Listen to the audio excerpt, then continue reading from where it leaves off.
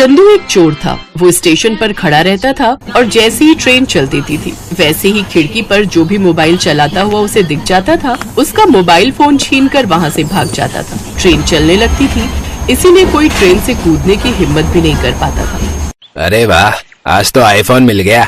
ये कम से कम 20-25 हजार में तो बिक ही जाएगा। चंदू मोबाइल लेकर चोर बाजार पहुँच गया। वो किसी दुकान पर जाकर मोबाइल बेचने लगा। अरे चंदू, आज तो लंबा हाथ मार लिया तूने, लेकिन ये इतना महंगा फोन मैं नहीं ले सकता भाई। इस मोबाइल में बहुत सिक्योरिटी होती है, मैं तुरंत पकड़ा जाऊंगा भाई।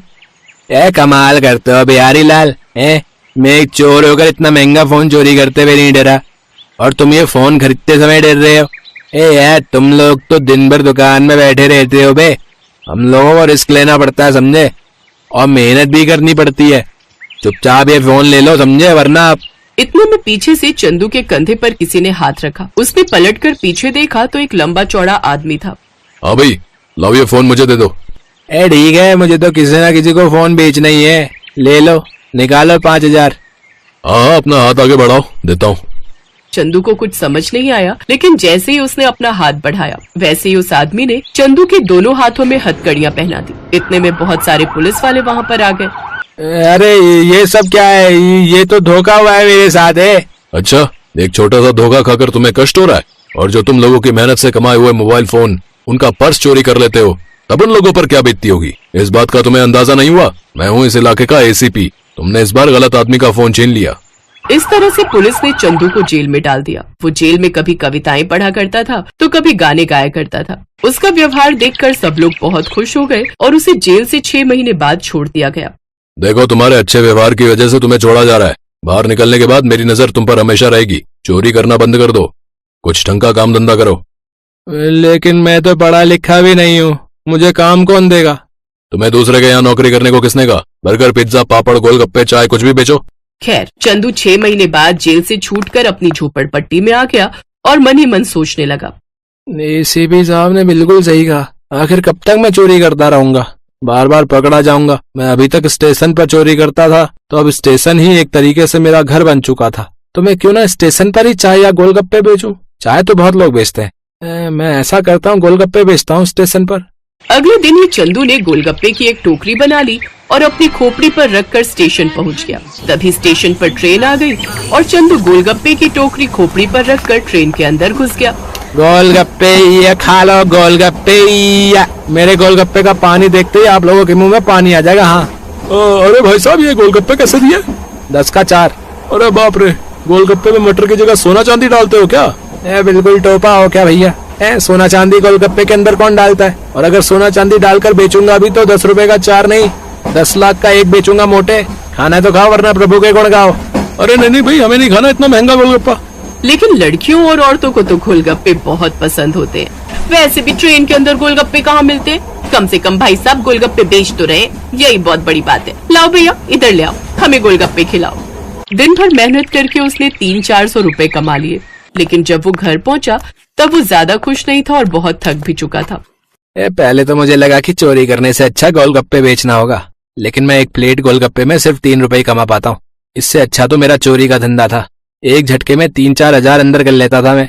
गोलगप्पे का सहारा लेकर ही कुछ अलग सोचना पड़ेगा।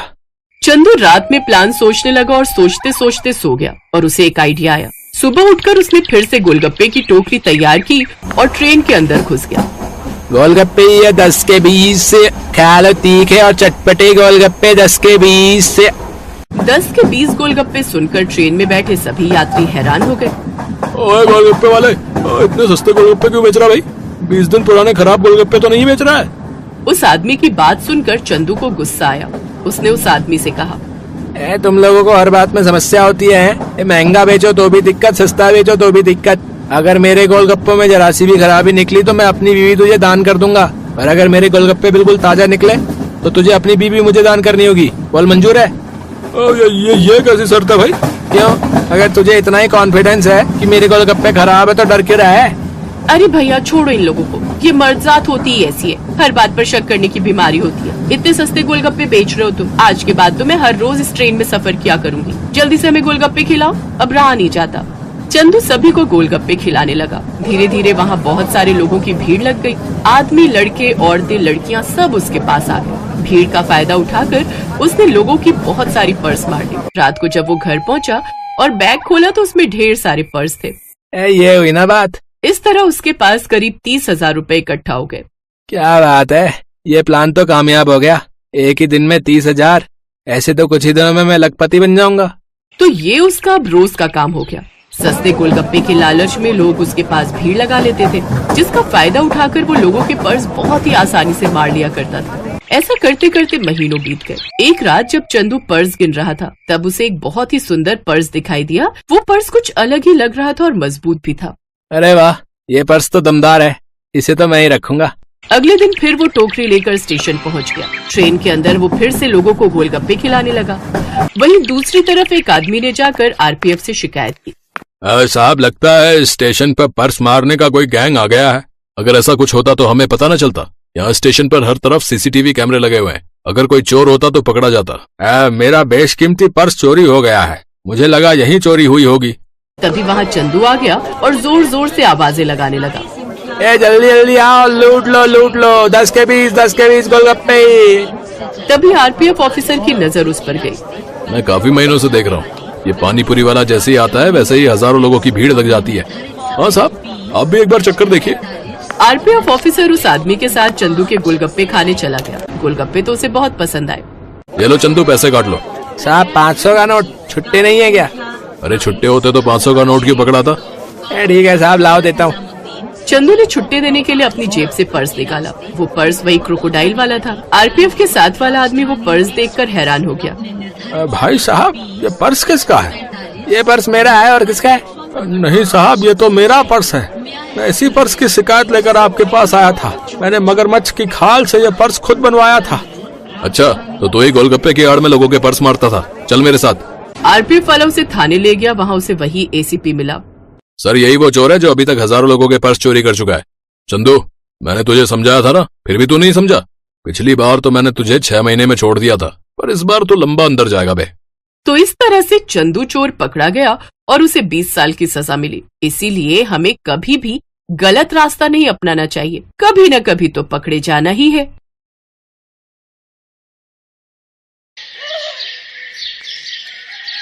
सुमन दिल्ली में रहती थी। उसके पापा चाट का ठेला लगाते थे।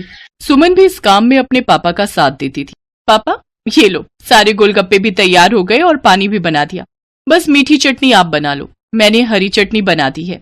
सुमन बिटिया, सारा काम तो तूने ही कर दिया। तू तो मेरी आदत खराब कर रही है बेटी। कुछ दिनों में तू ससुराल चली जाएगी तो तेरे बिना काम में बिल्कुल मन नहीं लगेगा। तेरी बहुत कमी खलेगी बिटिया। बस रो दिए। सुमन, अब तू ही अपने पापा को संभाल। थोड़ी थोड़ी देर में मन भारी कर लेते हैं।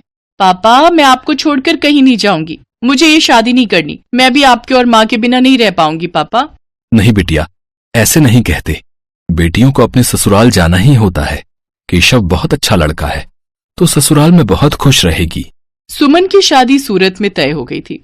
1 महीने बाद सुमन की शादी थी, इसीलिए सुमन अपने माता पिता से दूर दूसरे शहर जाते थोड़ा उदास थी। सुमन बड़ी थी और एक छोटा भाई था जो अभी पढ़ रहा था। धीरे धीरे 1 महीना बीत गया और सुमन की शादी का दिन आ गया। सुमन के माता पिता उसे राजी खुशी डोली में विदा करते हैं। शादी के बाद सुमन दिल्ली से सूरत अपनी ससुराल आ जाती है। सुमन का पति केशव एक गैराज में गाड़ियों की मरम्मत करता था। सुमन समझदार थी।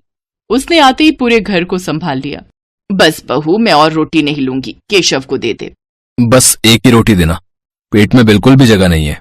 इतना स्वादिष्ट खाना बनाया है बहू कि मैं एक रोटी भूख से बढ़कर खा गई।